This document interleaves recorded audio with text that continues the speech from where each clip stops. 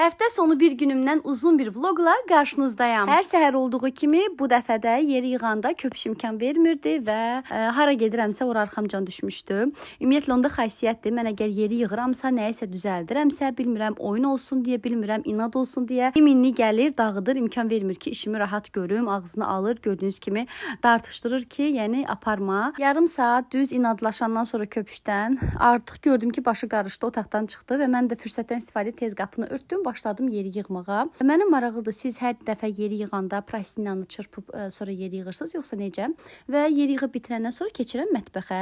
Düzü həftə sonu olduğu üçün düşündük ki, həftə sonudur, uşaqları götürək harasa gedək. Hava da yaxşı idi həmən gün və biz də qərara gəldik ki, axşam uşaqlarla birlikdə xəngəl yeməyə gedək. Elə Yağmur da neçə vaxt istəyirdi. Və mən də çalışıram ki, harasa gedəndə mütləq evi təmiz qoyum gedim. 90% hallarda bu belə olur. Tək-tük hallarda bəlkə nəsə olar ki, vacib təcili evdən çıxası olaram və evi dağınıq qoyub gedərəm. Ki mən evə gələndə istəyirəm ki, təmiz evə gəlim. Özümdən asılı bir şey deyil. Qapını açıb əgər dağınıq yerə gəlirəmsə, artıq bütün motivasiyadan düşürəm. İnanın mənə halım olmur ki, durum nəyisə bir iş görüm. Elə ayaqqabımı da bir küncdə açıram. Həmin günüm ucu demək olar ki, heç nə olur da. Yəni axşam gəlirəmsə, elə vəsiyo başımı qoyub yatıram. Həmin gün heç bir şey eləyə bilmirəm. Amma evi təmiz qoyub gedəndə özümə təşəkkür edirəm ki, nə yaxşı ki, yığışdırıb getmişəm və evə gələndə artıq mənim ürəyim açılır.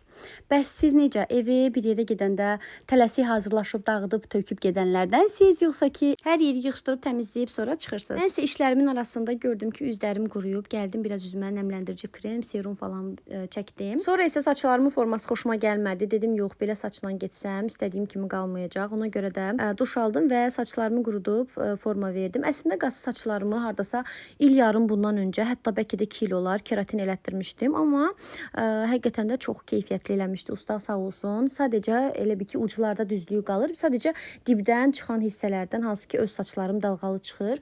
Bir də o hissələr dalğalı şiş qalır və mən də elə quruduram, diblərdən biraz fenlə çəkirəm. Düzəliş edirəm, olur hazır. Bu video isə çox uzun idi. Storydə sizlərlə birlikdə makyaj eləmişdim. Ümumiyyətlə günlük storylərimi əgər izləmirsə mütləq izləyin. Çünki gün ərzində bol-bol storylər çəkirəm. Həm təmizlik, həm baxım, həm getdiyim, gəzdiyim yerlərdən fərq etmir.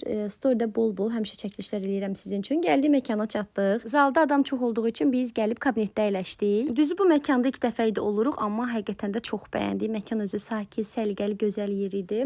Yeməklər isə çox dadlı idi. Düşünürəm ki, bizim daimi məkanlarımızdan birinə çevrildi. Bu qədər artıq vlogumun sonuna gəlib çatdıq.